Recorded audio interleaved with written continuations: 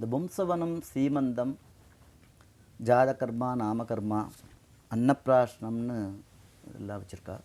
இது எந்தெந்த காலத்தில் இது செய்ய வேண்டும் அப்படிங்கிறது தர்மசாஸ்திரங்களே இப்படி பிரிச்சிருக்கா. சாமானிய தர்மம், பொதுப்படையான தர்மம், விசேஷ தர்மம், அதுக்கப்புறம் தனிப்பட்ட ஒரு மனிதனை பண்பாளனாக ஆக்கிறதுக்கு ஒரு தர்மம். அப்படி 3 பிரிஞ்சிருக்கு. ஒரே குறிக்கோள், தர்மசாஸ்திரம் எப்பவுமே நம்மால் நடைமுறைப்படுத்த முடியாத ஒன்றை நமக்கு பண்ணும்படியாக நிர்பந்திக்காது. தர்மசாஸ்திரம் எப்பவுமே ஆயுர்வேதத்தோடு ஒத்து போகும்.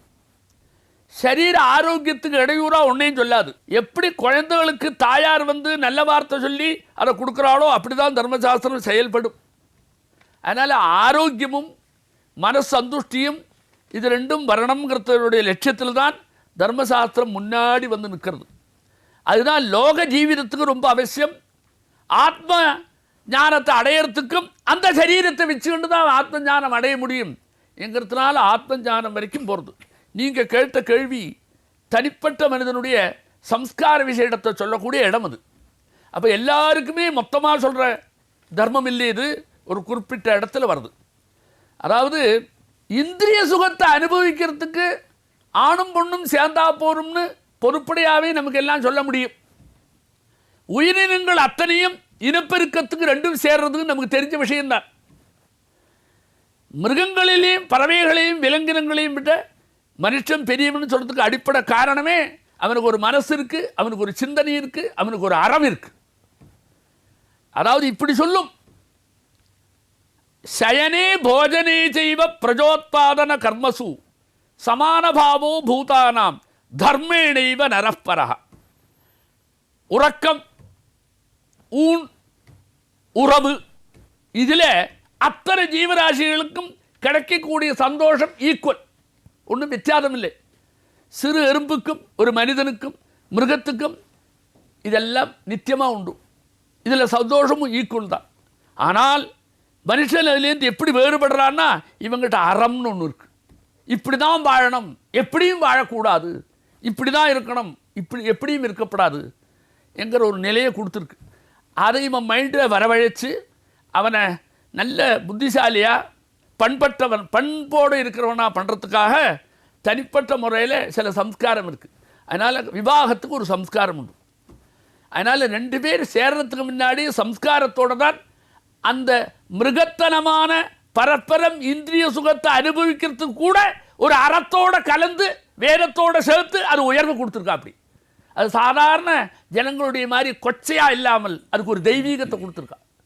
அதனுடைய பின்னாடி வரக்கூடிய, ஏன்னா அவன் மைண்டு அப்படி நன்னா வளரணும்.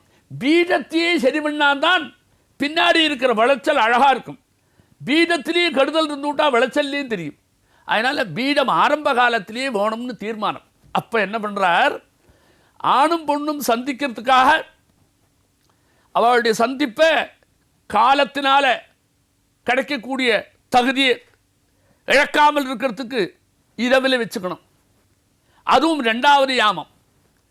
சரீரத்தில் இருக்கக்கூடிய தெம்பு குறையாது இருக்கிறதுக்கு அவருக்கு சில அனுஷ்டானம் பண்ணணும். மனசு சந்துஷ்டமாக இருக்கிறதுக்கு சிலதெல்லாம் வேணும். இப்படியெல்லாம் வச்சு ஒரு கர்ப்பாதானம், அதாவது 2 பேரும் சேர்றதுங்கிற கல்யாணத்தை முடிச்சு விடுவான். இந்த குழந்தை கர்ப்பத்தில் வளர்ந்துக்கிட்டே வருது. வந்துக்கிட்டே இருக்கும்போது கர்ப்பம் திருடமாச்சு எங்களை தெரியறதுக்கு 90 நாள் தாண்டணும். அப்படி தாண்டினா தான் கர்ப்பம் இருக்குங்கிற தீர்மானத்துக்கு வரும். அப்படி வந்ததுக்கப்புறம் தர்மசாஸ்திரம் என்ன சொல்கிறது, இவனுடைய சுக்கிரம் அந்த பொண்ணுனுடைய சோனிதம் 2 கலந்து தான் உற்பத்தி ஆகுது. இந்த 2லேயும் இருக்கக்கூடிய தோஷங்கள் விலகிறதுக்காக பும்சுவனம் என்கிற ஒரு காரியத்தை பண்ணுன்னு தர்மசாஸ்திரம் நமக்கு எடுத்து சொல்கிறது. கார்பிகம் வைஜிகம் ஜ ஏனஹா. கார்பிகம் கர்ப்ப சம்பந்தமான, ஏனஹா தவறுகள், பாபம் சொல்ல முடியாது, எனக்கு பொண்ணும் பண்ணலை. வைஜிகம் பீஜ சம்பந்தமானது. அப்போ கார்பிகம் வைஜிகஞ்ச ஏனஹா வியபோகதி. அதனால் அந்த பும்சுவனம் பண்ணின உடனே கார்பிகம் வைதிகம் ஏனஹா அந்த இது கட்டு இல்லாமல் ஆகிடுறது, குழந்தை சுத்தமாகிடுறது. 2 காரணம். நல்ல விளையிற நிலம், விதை விதைச்சிருக்கோம், அந்த விதை சரியானபடி வளரணும்னா அந்த நிலத்தை உழுது சரி பண்ணி அதில் கெடுதல் இல்லாமல் சுத்தம் பண்ணணும். அது மட்டும் போருமா? விதை முளைக்கிற அளவுக்கு தயாராக இருக்கிற விதையும் வேணும். அந்த சமயத்தில் 2லேயும் இருக்கக்கூடிய கெடுதலை விளக்கிறதுக்காக இந்த பும்சுவனம் நமக்கு உபயோகப்படுறது. அந்த பும்சுவனத்தினால் அது இதாகிறது. இதில் ஒரு சின்ன விஷயம், புமாம்சம் சூதே இது பும்சுவனம். புள்ள குழந்தை பிறக்கிறதுக்கு அது பயன்படும் சொல்கிறது. புள்ள குழந்தை தான் பிறக்கணுங்கிறது அர்த்தம் இல்லை. நம்முடைய சங்கல்பம் புள்ள குழந்தை வேணும்னு. முதல்ல நம்முடைய வம்ச பரம்பரை வரணுங்கிறதுக்காக அதில் ஆசை, அவ்வளோதான். ஆனால் ஏற்கனவே கர்ப்பம் ஆயிட்டா அது முதல் 2-3 வாரத்திலேயே இன்ன குழந்தை தான் தீர்மானம் ஆகிடும். தீர்மானம் ஆனதுக்கப்புறம் கர்ப்பமும் தீர்மானம் ஆனாச்சு சொன்னால் தான் இந்த பும்சுவனம் நடத்த முடியும். ஆரம்பத்திலே நடத்த முடியாது. கர்ப்பம் தயாராகலே சொல்லி பும்சுவனை நடத்தி அந்த அந்த பும்சுவன கர்மா வியர்த்தமாகப்படாது. பும்சுவனம் சார்த்தகமானன்னா கர்ப்பம் தரிச்சா தான் பண்ணலாம் என்கிறதுனால்தான் தர்மசாஸ்திரத்தில் நல்ல நல்ல நோக்கத்தோட கர்ப்பம் தரித்ததுக்கப்புறம் பும்சுவனம் பண்ணுறார். இந்த பும்சுவனத்தினால இந்த 2 காரியம் நடக்கிறது. ஆரம்பத்திலேயே விதையிலேயே இந்த குழந்தைகள் வந்து அந்த கர்ப்ப பாத்திரத்தில் இருந்த குறையோ இதனுடைய குறையோ அதை நகர்த்துறதுக்காகத்தான் அதை பண்ணியிருக்கு அப்படின்னு தர்மசாஸ்திரம் சொல்கிறது. ஆயுர்வேதம் சொல்கிறது, கர்ப்ப பாத்திரத்தில் இருக்கிற குறைகள்லாம் சிலப்போ அதுக்கு வரும், பீஜத்தில் குறையும் அதில் வரும். பீஜோபதப்ததா, பீஜத்தில் ஏதோ ஒரு இடத்துல கொஞ்சம் கருகி போயிடுது, உபதப்தம் சூடேறி அந்த குழந்தையை பாதிக்கும். சோனிதம் சரியா இல்லையே, கர்ப்பபாத்திரம் சரியில்லைன்னா பாதிக்கும். அதனால் கர்ப்பபாத்திரத்தில் இருக்கிற குறையை நகர்த்துறதுக்கு ஆயுர்வேதமும் பும்சுவனத்தை சிபாரிசை பண்ணியிருக்கு. தர்மசாஸ்திரத்தோடு இல்லாமல் ஆயுர்வேதமும் சேர்ந்து சிபாரிசை பண்ணுறதுலேருந்து நமக்கு நம்பிக்கைக்கு இன்னும் அதிகமான ஒரு சந்தர்ப்பம் கிடைக்கிறது தற்கால சூழலில். அதனால் அவரும் அந்த பும்சுவனத்தை சொல்கிறார். என்ன தாற்பயம்? அதாவது ஆலம் மொட்டு, அது எப்படி இருக்குன்னா மொட்டு நீட்டின்னு இருக்கும், அது கீழே 2 உண்டை இருக்கும் கொட்டை, அதோடு சேர்த்து அதை சதைச்சு அதில் இருக்கிற பாலை மூக்கு வழியாக உள்ளே போக வச்சாக்கா இந்த சுத்தி வருது. அந்த மந்திரத்தோடு இருந்தால் சுத்தி வருது, வெறுமனை போரா வராது. அதனால் பும்சுவனம் மந்திரவத்தா கார்பிகம் கர்ப்ப சம்பந்தியாகவும் பீஜ சம்பந்தியாகவும் இருக்கக்கூடியதான தவறுகளை அத்தனையும் விளக்கிறதுக்கு இது தேவை. இப்படி இது தேவைங்கிறதுக்கு இன்னொரு கோணம் இருக்குது. பிறக்கிற குழந்தை 6வது மாதத்தில் போகிறது, பிறந்த குழந்தைக்கு சந்தியில் ஓட்டை இல்லை, பிறந்த குழந்தைக்கு கண்ணு ஒரு பக்கமாக போயிடுது, பிறந்த குழந்தைக்கு மூச்சு வாங்கிறது, பிறந்த குழந்தை கை காலில் நகர்த்துறதில்லை. எத்தனை இடையூறுகளை நாம் சந்திக்கிறோம் பலவாறு, அத்தனையும் இதில் இருக்காது. அது மாதிரி அந்த குழந்தை பிறந்த உடனேயே முழு உருவத்தோட எல்லா இந்திரியங்களும் சேர்ந்து மனசும் சேர்ந்து ஆகாரத்தையும் ஜீரணம் பண்ணுற அளவுக்கு சக்தியும் வளர்த்திண்டு அது வெளியில் வரத்துக்கு ஒத்துழைக்கவும் சேருது இந்த பும்சுவன கர்மா. அப்போது இந்த குழந்தை பிறக்கும் போதே மந்திர சரீரத்தோட பிறக்கிறதுன்னு தர்மசாஸ்திரம் சொல்கிறது. மந்திரம் வந்து அந்த பாபத்தை அழிக்கிறது. எப்படி சொல்கிறேன்? அக்னிம்பை ஜாதம் பாப்மா ஜக்ராஹ, இப்படி ஒரு போர்ஷன் வேதத்தில் இருக்கு.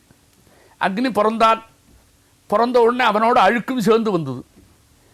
பாப்பாங்கிற சப்தத்துக்கு பாபம்னு ஒரு அர்த்தம், ரோகம்னு ஒரு அர்த்தம், மாலின்யம்னு ஒரு அர்த்தம், அழுக்குன்னு ஒரு அர்த்தம். இத்தனை அர்த்தம் இந்த பாப்பாவுக்கு உண்டு. ஆயுர்வேதக்காரன் சொல்லுவன் பாப்மா ரோகா, பாப்மா பாபம். அது அக்னியோட ஒட்டின்னு வந்தது. அக்னியோட ஒட்டின்னு இருக்கே, யாரும் நம்மடவா கவலைப்படலை, தேவாலாம் கவலைப்பட ஆரம்பிச்சுட்டா. தன் தேவா ஆகுதி பாப்மா நபபாக்ரன், தேவதைகளை கவலைப்பட்டா. ஏன் கவலைப்பட்டா தெரியுமா? அக்னி வழியா ஆகாரம் போய்த்தான் தேவதைகளுக்கு ஆகாரம் போயாகணும், வேற வழியே கிடையாது. அக்னியில் போட்டால் தான் அது வழியாக அவருக்கு போகும். அக்னி அவ என்ன நினைச்சா, என்னடாது இந்த அக்னிக்கு இப்படி அழுக்கு வந்து கொடுத்தேன், இந்த அழுக்கு நாம் வந்து இவனோட இந்த அழுக்கோடு இந்த ஆகாரத்தை கொண்டு வந்தால் நாமெல்லாம் நாளைக்கு எப்படி உயிரோடு இருக்கிறது, சுத்தம் இல்லையே அவனை சுத்தம் பண்ணலைன்னா நமக்கு ஆகாரம் இல்லை, ஆகாரம் இல்லைன்னா ஜீவிதம் இல்லை, ஜீவிதம் இல்லைன்னா தேவலோகமே போச்சேன்னு அவன் நடிக்கு போய் உடனே ஒருத்தர் கண்டுபிடிச்சார், எப்படியாவது எடுத்து விடுவோம் அந்த அழுக்கை, எடுத்தா தான் சரியா இருக்கும்னா. எப்படி எடுக்கிறதுனா ஒருத்தன் சொன்னான், தந்தேவா ஆகுதீபிஹி, ஆஜ்யத்தை விடு, நெய்யை விடு, நெய்யை விட்டா அக்னியில் இருக்கிற அழுக்கு போயிடும், தொடச்சி எடுத்து விடலாம்னா. வாஸ்தவம் தான், கையில் எனக்கு அழுக்கு இருக்கு, உடனே ஒரு துணியில் வச்சேன்னா துணியில் மாட்டிக்கும், துணி எடுத்து ஜலத்தில் போட்டேன்னா ஜலத்தில் போகும், அதை எடுத்து இன்னொன்று விட்டேன்னா அந்த பாத்திரத்தில் போகும், அழுக்கு தொடர்ந்துகிட்டே இருக்குமே, சங்கரமிக்குமே, ஒன்றை விட்டு போயிட்டு இருக்குமே. ஆஜ்யத்தில் விட்டோடனே அந்த அக்னியினுடைய அழுக்கு ஆஜ்யத்தில் ஒட்டின்றது. ஏடா ஆஜ்யத்தில் இருக்கே என்ன பண்ணுறது கேட்டான். எஜ்ஜத்தில் போடுன்னா, யாகத்தில் போட்டான், அதுவும் யாகத்தில் மட்டும் இருக்கே அழுக்குன்னா, அது என்னடா பண்ணுறதுன்னா தட்சணையில் போடுன்னா, தட்சணையில் வந்து கொடுத்தா என்ன பண்ணுறதுன்னா பிராமணகிட்ட கொடுன்னா, பண்ணுறவங்கிட்ட பிராமண கொடுத்தா அவங்ககிட்ட மாட்டிட்டு கொடுத்து, அவங்ககிட்ட மாட்டிட்டு அவன் என்ன பண்ணான், இது நம்மள்ட்ட அழுக்கு இருந்தால் இப்படி என்ன பண்ணுறது, வேதத்துக்கிட்ட கொடுத்தான். வேற ஒரு தடவை சொன்ன உடனே அழுக்கு போடுத்து. அபகதபாத்மா சுவாத்தியாய. அப்போ வேதம் என்ன பண்ணுறது, கடைசி அழுக்க தொடச்சு இல்லாத பண்ணக்கூடிய லோபமாக பண்ணக்கூடிய சப்தம் வேதத்துக்கு மட்டும் இருக்கிறதுனால இந்த பால் மட்டும் இல்லாமல் வேதத்தோட சேர்த்து சம்ஸ்காரத்தோடு போகிறது, அந்த வேத சப்தம் அதில் இருக்கிற அழுக்க தொடச்சு எடுக்கிறது. அதனால வேதத்துக்கு அந்த சக்தி உண்டு. அதனால தான் எல்லா இடத்துலையும் ஆஜமனியம் பண்ணுறது கூட ஜலத்தை அப்படி குடிக்கிறது மட்டும் இல்லை. அச்சுதா ஜனமஹ நவித்யதே சுதி, அழிவே இல்லாதவன் சொல்லி மனசு நினைச்சு அந்த தேவனே நினைச்சு இந்த ஜலம் ஒட்டுற போது மனசில் இருக்கிற அழுக்கு போகிறது. அதனால அழுக்கு போகிறதுங்கிறது இந்த காரணம் அந்த சம்ஸ்காரத்தில் சொல்ல போட்ட மந்திரங்கள்னால தான் வரதே தவிர வெறும் இந்த பால்னால வரலை. அதனால் அது அழுக்கு போகுங்கிறது நாம் நம்பலாம். வேறந்தான் சொல்கிறது, வேறமே அப்படி காமிச்சு கொடுத்துருக்கு, அழுக்கு போகிற இடத்தையும் காமிச்சு கொடுத்தது. இன்றைக்கி அழுக்கு இல்லாத அக்னியினால தான் எல்லாம் நடக்கிறது. ஏன்னு அப்படி சொன்னேன்னா, இதுக்கப்புறம் என்னாச்சு, லோகத்திலே சுத்தம் பண்ணுற பொருள் ரெண்டு, ஒன்று அக்னி, இன்னொன்று ஜலம். அக்னி சுத்தம் பண்ணும், ஜலமும் சுத்தம் பண்ணும். சமுத்திரத்தில் அதாவது நதியில் போய் ஸ்நானம் பண்ணால் சுத்தமாயிடும். அதே மாதிரி நல்ல நிர்மலம் இல்லாத மாலின்யத்தோடு இருக்கிற சொர்ணத்தை அக்னியில் போட்டால் சுத்தமாயிடும். அப்போ சுத்தம் பண்ணுறதுக்குள்ள ரெண்டு பொருள் அதுதான். அது சுத்தம் பண்ணுறது இன்னொன்று தேடாது. அப்பேற்பட்ட தகுதி அந்த வேதத்துக்கு இருக்கிறதுனால வேதம் சொல்லி பண்ணுறது அந்த அழுக்கெல்லாம் போயிடுறது.